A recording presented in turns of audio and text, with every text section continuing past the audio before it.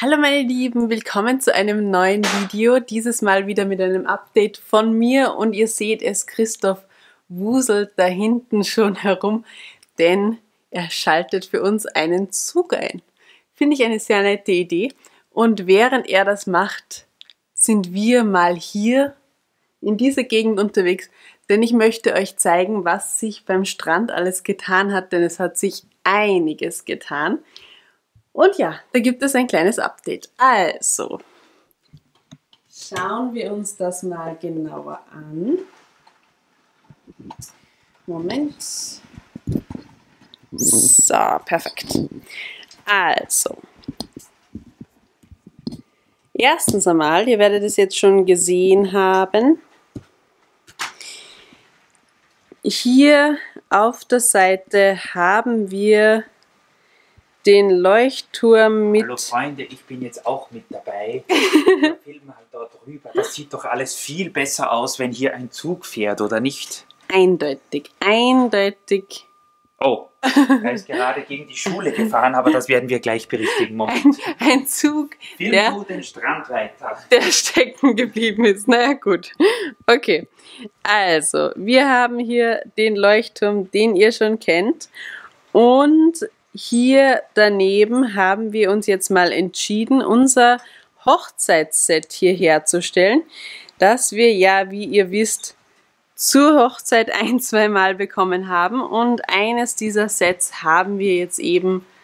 ich sehe, der Zug fährt wieder. Sehr gut. Eines dieser Sets haben wir jetzt hier platziert. Wir haben uns gedacht, eine Strandhochzeit ist doch das, von was jeder träumt oder jede Dame träumt. Hätten wir auch gerne gemacht. Bei uns hat es leider den ganzen Tag geregnet, obwohl es eine Hochzeit im Sommer war. Kann man nichts machen. Ja, und der Strand war auch wohl weit entfernt.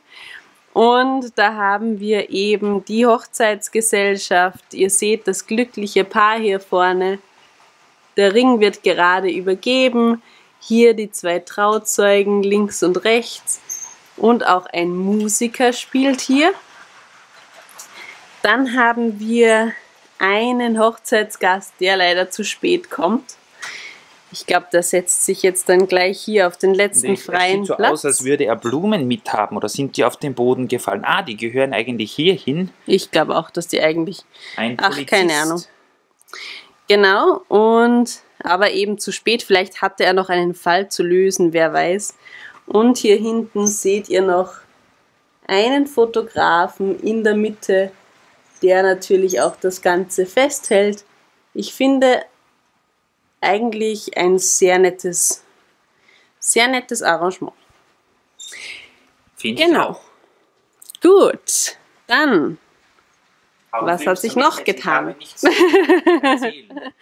Aber hier hinten, gut, dann erzähle ich weiter. Hier hinten haben wir einen neuen Eisverkäufer.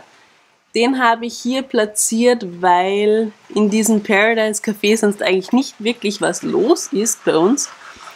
Und jetzt habe ich mir gedacht, Eis geht doch immer. Und ihr seht, mit dem Löffel in der Hand macht er gerade ein feines Gelato für die Strandgäste. Dann, was hat sich noch getan? Ich sehe einige neue Badegäste, die hier auf so Strandtüchern liegen. Genau. Übrigens, falls die Frage auftaucht, warum dieser nette Herr, er ist übrigens auch nicht ganz schön zusammengesetzt, vielleicht kannst du das dann noch machen, wieso dieser nette Badegast hier ganz weiß ist.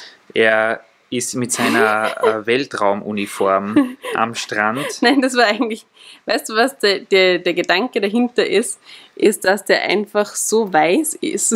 Oh, oder er hat ein bisschen zu viel Sonnencreme aufgetragen. Das kann natürlich auch sein. Noch nicht so braun gebrannt und jetzt denkt er sich, er haut sich mal in die Sonne, damit er da eine schöne Bräune zusammen ja, und sein Kopf ist ja auch eher noch hell. Er ist noch nicht so schön gelb wie die anderen. Nein, eben, da braucht er noch ein bisschen eine Farbe. Dann haben wir ein paar andere Strandgäste hier noch. Ihr seht sehr viele Leute auf einmal mit Strandtüchern und das liegt nämlich daran, ich suche ihn jetzt mal, wir haben jetzt nämlich auch einen Strandverkäufer.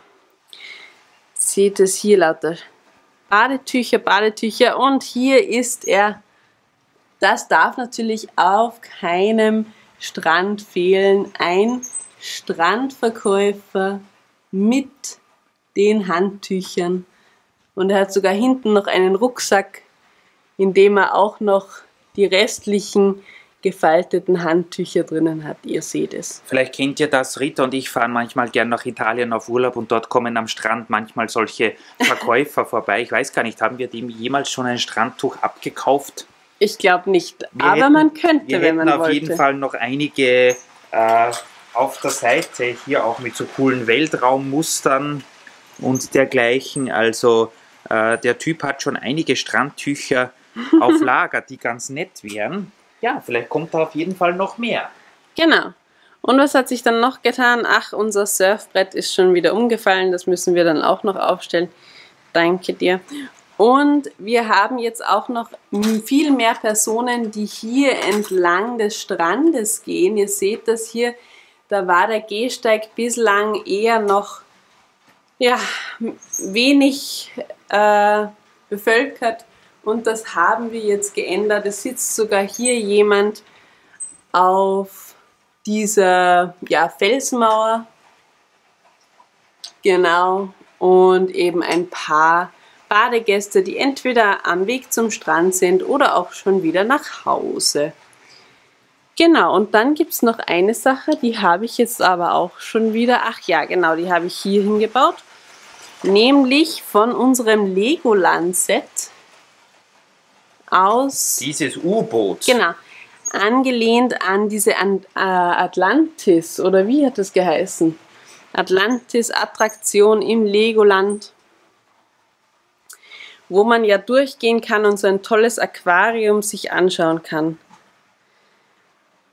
Da haben wir dieses U-Boot und das haben wir hier mal zu dem Spielplatz gestellt, denn ich finde, es passt eigentlich ganz gut wieder etwas, wo sich die Kinder draufsetzen können, genauso wie auf das Krokodil und das natürlich kein echtes ist, sondern nur zum Spielen und auf die Rutsche und sonstiges. Genau, das ist eigentlich mal das Update vom Strand. Jetzt werden wir weitergehen. Es geht nämlich Richtung... Ich nehme mal an, da Rita meistens entweder am Strand oder beim Vergnügungspark ist, in diese Richtung, denn dort ist der Vergnügungspark. Christoph hat einfach recht. Jedenfalls habe ich sie letztens sehr viel dort hinten gesehen. Ja. Und das würde allenfalls Sinn machen. Genau. Wir machen uns auf Richtung Vergnügungspark. Es ist aber eigentlich nicht direkt der Vergnügungspark, wo ich hin möchte, sondern ich möchte zum Campingplatz. Denn auch der Campingplatz ist jetzt noch nicht ganz so gewesen, wie wir das gerne hätten.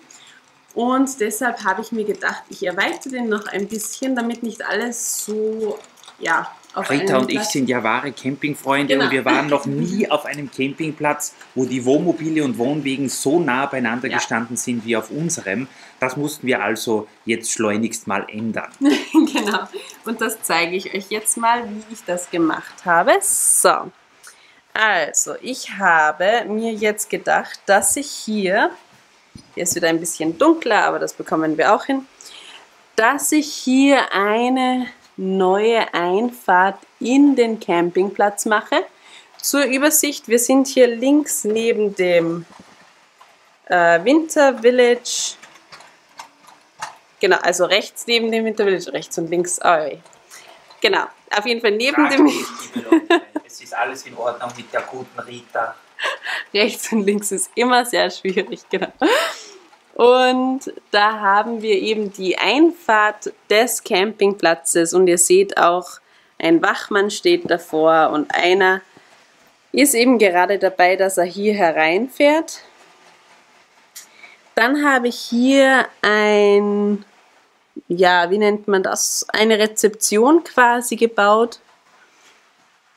Dieser Herr, der hier drinnen steht, war eigentlich mal in einem Traktor zu finden, der irgendwo auf einem Zug geladen war bei Christophs Zügen. Und ich habe mir gedacht, das ist ein Bauer, der quasi den ganzen Grund, den er hier mal hatte mit seinen Rindviechern. Rita stiehlt Personen und Teile aus meinen Zugsets. Könnt ihr euch das vorstellen? Naja, ich dachte mir, wenn der Traktor da geladen ist auf dem Zug, darf er ja eh nicht drinnen sitzen. Und deswegen habe ich mir gedacht, er bekommt da eben einen neuen Job. Er hat eben hier den ganzen Grund verkauft am Campingplatz und hat gesagt, er möchte kein Bauer mehr sein. Nein, er möchte hier Geld verdienen mit diesem Campingplatz. Und jetzt steht er hier eben an der Rezeption und er scheint recht glücklich mit seiner Entscheidung zu sein. Und ihr seht auch, wir haben hier wieder einen Weg gepflastert, der nicht wahnsinnig, wie sagt man das? Nicht wahnsinnig, also keine schöne Straße quasi ist. Aber wir haben uns gedacht, dass auf den Campingplätzen, auf denen wir immer unterwegs sind jetzt auch nicht die schön gepflasterten Straßen zu finden. Und deswegen machen wir das auch ein bisschen rustikaler, so wie wir es quasi gewohnt sind. Was ich Rita jetzt schon gefragt habe, ist, hier kommt ja eine Straße in unsere Stadt herein. Ja. Das ist ja ganz normal. Wir haben mehrere Orte in der Stadt, wo mehr oder weniger man die Stadt verlassen kann. Genau. Aber die Straße führt anscheinend ja nur zum Campingplatz. Ja. Und zum Vergnügungspark. Also man kann von dieser Straße aus gar nicht in die Stadt fahren. Nein. Das ist nämlich die Straße, die vom Nachbarort hierher führt. Und deswegen das ist jetzt hier ganz am Rand. Mehr oder weniger eine Sackgasse, außer man will in den Campingplatz. Dann ist es in Ordnung. Ja, genau. Falls ihr euch fragt, wieso ich hier den Platz freigelassen habe, ich habe das gemacht, weil ich vorhabe, dass hier das große Baumhaus hinkommt. Bin schon gespannt, ob sich das so gut ausgeht, wie ich mir das vorstelle. Ich habe mir gedacht, das ist vielleicht ganz nett, wenn hier da die Säule wieder etwas verdeckt wird mit dem Lego. Mal schauen, wie das dann wirklich funktioniert. Und hier ist auch noch ein bisschen was frei, denn wir haben noch, so viel ich weiß, einen neuen Campingwagen gekauft, ein neues Campingset. Und das muss ja auch noch wohin. Und nicht, dass wieder der ganze Campingplatz dann so vollgestellt ist. Das möchte ich nämlich nicht, dass das wieder so passiert. Der Rest ist relativ gleich geblieben am Campingplatz. Genau, ihr seht's, der Baum brennt noch immer. Er wird noch immer gelöscht von der Feuerwehr. Also alles beim Alten. Das Einzige, was noch neu ist, das ist auch aus diesem Legoland-Set, das wir gekauft haben. Quasi das Miniland. Das habe ich hier mal hergestellt. Weil ich mir dachte, ja, quasi als eine nette Side-Attraction, dass die Leute da auch sich was anschauen können. Und genau, weil Christoph gerade hingedeutet hat, ich hätte es fast vergessen, den Duke Kaboom. Ich weiß nicht. Sowas wie der Regisseur. Ja, genau. Ich dränge mich heute nicht auf, weder ins Bild, noch will ich viel erzählen. Es ist heute Ritas Auftritt, aber ich ziehe die Fäden hinten. Ja. Als Regisseur. Genau. Und unser Regisseur meint, Duke Kaboom darf natürlich nicht vergessen werden. Und ihr seht ihn hier, ich weiß nicht, ob ihr Toy Story 3 gesehen habt. In dem Film kommt der eben vor. Anmerkung aus der Regie, Toy Story 4. Ja, aber vielleicht wollte ich, dass ich Toy Story 3 auch gesehen habe. Ups. Toy Story 4, also der letzte Toy Story 4. Und in dem kommt der Duke Kaboom vor. Anmerkung aus der Regie. Und sowas nennt sich Disney-Fan? Ich glaube, ich trinke jetzt dann noch einen Kaffee. Genau, also der kommt da vor.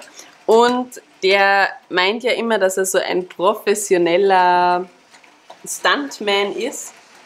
Und meistens funktioniert das aber nicht ganz so, wie er das plant. Und deswegen, ich glaube, man sieht das hier ganz gut an seinem Ausdruck. Er hat sich hier wohl etwas vertan mit seinem Stunt, denn er ist quasi auf dem Rücken. Ich hoffe, dass er nicht in die Flammen hineinfällt. Ich bin wirklich gespannt, ob dieser Stunt noch gut geht. Lustigerweise wird das alles gefilmt von einem Filmteam, das ihr hier hinten habt. Steven Spielberg ist natürlich schon vor Ort und möchte diesen Stunt aufnehmen und in seinen nächsten Actionfilm vielleicht hineingeben.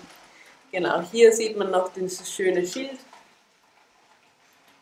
Duke Kaboom, genau. Ach ja, und unsere Lady vom Lego Movie 2 Film ist auch mit dabei, die Königin whatever oder was auch immer sie will, glaube ich, soweit ich es noch im Kopf habe, genau. Die haben wir hier verbaut als Fotomöglichkeit, um sich fotografieren zu lassen. Das war es jetzt aber wirklich, glaube ich. Jede Menge News gibt es hier, also ich bin ganz hin und weg. Das ist auch das erste Mal, dass ich diese Sachen so im Detail gesehen habe. Und ja, ich bin ja relativ neu in meiner Rolle als Regisseur, aber ich traue mich mal zu sagen, dass dieses Video auf jeden Fall mal ein Hit wird. Ich hoffe es zumindest. Ihr entscheidet das ja mit eurem Vote, mit einem Daumen nach oben. Ich finde, für Toy Story 3 habe ich auf jeden Fall einen Daumen nach oben bekommen. Dafür hast du vielleicht verdient, dass uns die Leute wieder deabonnieren, aber ich kann es verstehen, Leute. Auf Wiedersehen an dieser Stelle. Danke, dass ihr unsere Videos immer eingeschaltet habt. Es ist so. Ja, es hilft nicht. Baut auch hier was Schönes, egal von Toy Story 3 oder Toy Story 4. Und dann sehen wir uns ja hoffentlich bald wieder. Wir werden jetzt noch unsere Züge ein bisschen anschauen, wenn sie die Runde drehen. Genau. Und dann gibt es für Rita noch einen etwas stärkeren Kaffee und dann sehen wir uns bald wieder. Tschüss. Tschüss.